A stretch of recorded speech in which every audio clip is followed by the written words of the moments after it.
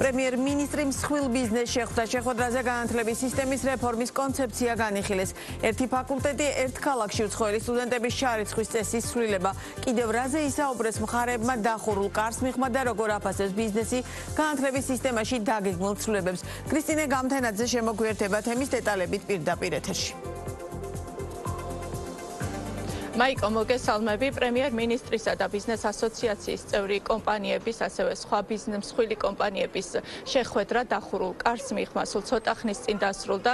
შეხვედრის ძირითადი საკითხი, როგორც უკვე აღინიშნა, იყო განათლების რეფორმა და მასთან დაკავშირებით მომზადებული ახალი კონცეფცია, რომლის პრეზენტაცია სულ ცოტა ხნის წინ გაიმართა და ბიზნეს სექტორის წარმომადგენლებს დღევანდელ შეხვედრაზე ჰქონდათ იმის შესაძლებლობა, რომ მთავრობის წევრებისთვის, მათ შორის პრემიერისთვის გაეცნოთ საკუთარი მოსაზრებები აღნიშნულ რეფორმასთან დაკავშირებით და როგორც პრემიერ-მინისტრმა შეხვედრის დასრულების შემდეგ აღნიშნა, ბაზარზე არის კადრების დეფიციტი და ეს სერიოზული პრობლემაა, როგორც მსხვილი დამსაქმებლებისთვის, ასევე შედარებით მომცრო ბიზნესებისთვის და აღინიშნა ისიც, რომ არსებობს რიგი ფაკულტეტები, რომელთა მიმართაც საკმაოდ დაბალია ინტერესი მიუხედავად იმისა, რომ ამ ფაკულტეტების დასრულების შემდეგ სტუდენტებს შეუძლიათ საკმაოდ მაღალანაზღაურებადი პროფესიებით დასაქმდნენ.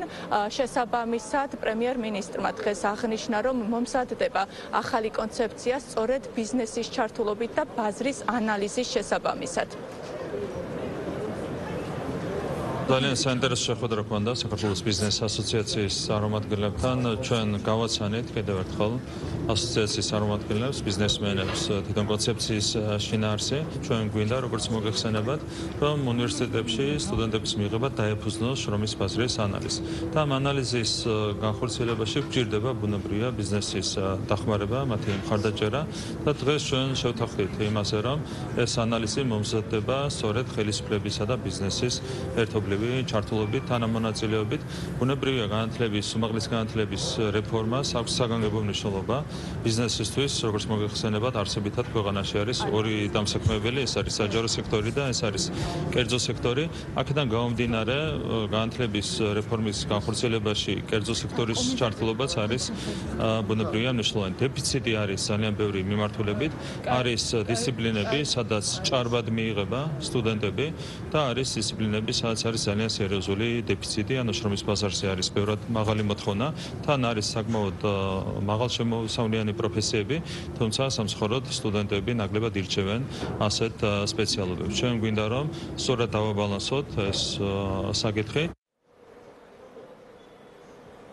ჩვენ ბუნებრივია დღეს შესაძლებლობა გქონდა, რომ გავსაუბრებოდით ბიზნესის წარმომადგენლებს და მათი პოზიციებიც მოგვესმინა ახალ კონცეფციასთან დაკავშირებით. აღინიშნა ბიზნეს ასოციაციის წევრი კომპანიების მხრიდან, რომ შენიშვნები კონცეფციასთან დაკავშირებით ნაკლებად არის და ისინი შეიძლება ითქვას, რომ წარმოდგენილ ვარიანტს განათლების რეფორმასთან დაკავშირებულს ასე თუ ისე ეთანხმებიან. თემურ ჭყონიამ, კოკა-კოლას ხელმძღვანელმა ჩვენთან საუბრისას აღნიშნა, რომ შენიშვნა მას აქვს 12-დან 11 წლიან მოდელზე გადასვლასთან დაკავშირებით, რაც გულისხმობს საჯარო სკოლებში 12-დან 11 წლიან სწავლებაზე გადასვლას და როგორც თემურ ჭყონიამ ჩვენთან საუბრისას განმარტა, თუ კი მოსწავლეს სურს, რომ სწავლა გააგრძელოს საზღვარგარეთ, განსაკუთრებით კი ევროპულ უნივერსიტეტებში, ბუნებრივია მათ უნდა მიეცეთ იმის შესაძლებლობა, რომ საქართველოში 12 წლის განმავლობაში ისწავლონ, თუმცა ამასთან დაკავშირებით ბიზნეს ასოციაციის აღმასრულებელმა დირექტორმა დააზუსტა ჩვენთან საუბრისას, რომ მოსწავლეებს ნამდვილად მისცემს შესაძლებლობას განათლების სამინისტრო, რომ სურვილის შემთხვევაში დაასრულონ 12 წლიანი სწავლება და მხოლოდ ამის შემდეგ გადავიდნენ საზღვარგარეთ სასწავლებლად. თუ მაგალითად ეს 12 წლიანი სწავლება აუცილებელია, რომ სოფლიო ან ევროპის სასწავლებელებში აუცილებელი წელი, აუცილებელიც არის, უნდა გაკეთდეს, იმიტომ რომ ჩვენ თუ ევროკავშირის წევრობა გვინდა, ინტეგრირება გვინდა, თაობას, რომელსაც უნდა იქ სწავლა, არ უნდა შევზღუდოთ. თავისუფალი არჩევანი უნდა იყოს 11 წლიანი, 12 წლიანი, რაც უნდა ბავშვის უნდა გააკეთოს. არ უნდა შეიზღუდოს, ჩემი აზრით, ახლა ის რომ 11 წლიანი შემოვიღო და მერე ეძებოს